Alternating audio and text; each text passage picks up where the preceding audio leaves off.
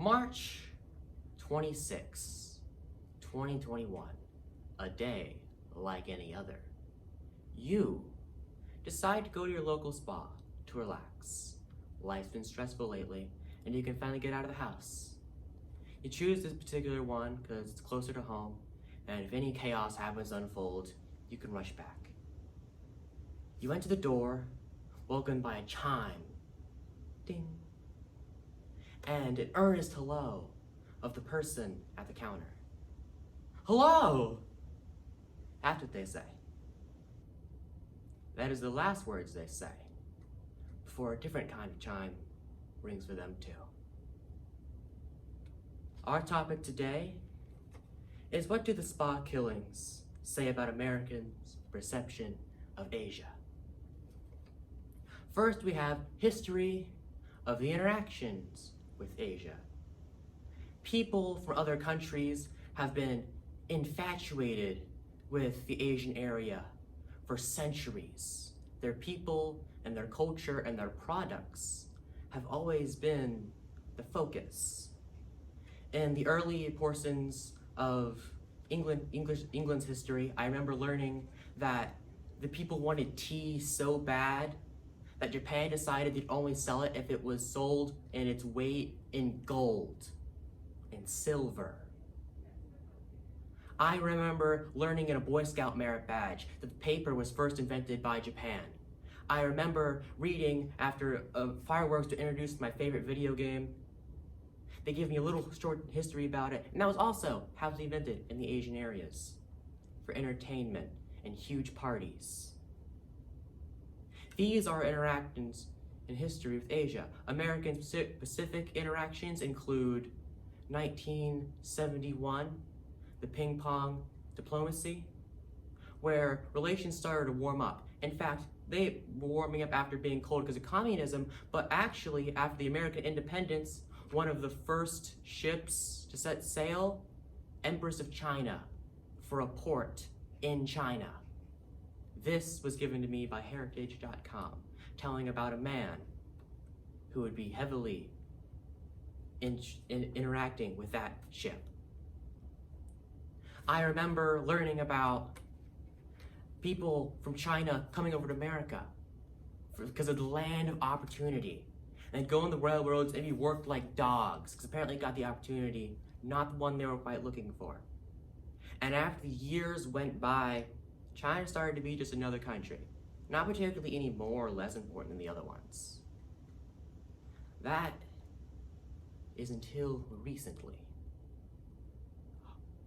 Our second topic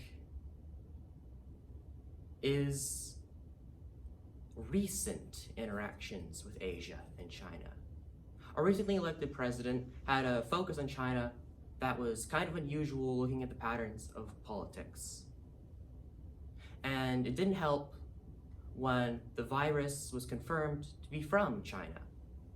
And with the rumors going around of being a biological warfare weapon, either in development or already developed and released against the people of the world, it certainly doesn't help their perception. Before, China was viewed as more of a neutral party, but people, according to skill.com, they tend to focus on the negative. And this negative is certainly a huge one. And this is just the perfect opportunity for people who've broken and lost so much in their lives because of the virus to put their hate somewhere, because they're lost. And this was where the floodgates were broken. Because it's often shown in society that when someone does something once that no one else is brave enough to do, people can do it again and again and again. When I'm playing a video game and one person leaves the party, people start leaving it one after another. And something particularly scary I've learned from my love of anime and talking to people who are particularly interested in it too. People don't really know the difference between China and Japan, and sometimes even Korea. They don't know about their culture, their history, or even their system of government. So this hate that's being put out because of this blame, because of this rumor, isn't just affecting China, it's affecting Japan, Korea, Only one that kind of has saving is India, because they have their own stereotype. But people that live here for generations are going to be impacted. I remember I'm watching a YouTube video a couple years back about this content creator who, when they were younger, they went to school in Australia, had an American teacher who got impacted by 9/11. And this kindergarten kid was being negatively affected because of the hate that was generated over that loss.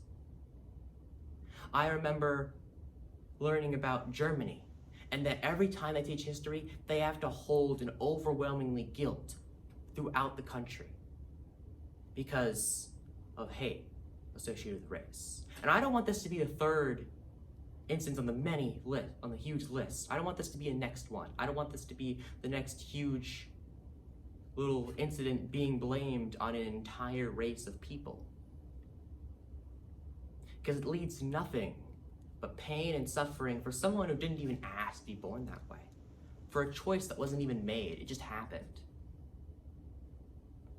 So, in conclusion, when people ask you, hey, what does the spa killing say about Americans' perception of Asia? It says they don't know a lot about it. And when people get angry, they don't learn. It says the interaction shows people are interested with it, but they don't want to learn about it. And it shows that when people get angry, they just do. They don't think. Thank you. Because I didn't follow the template correctly.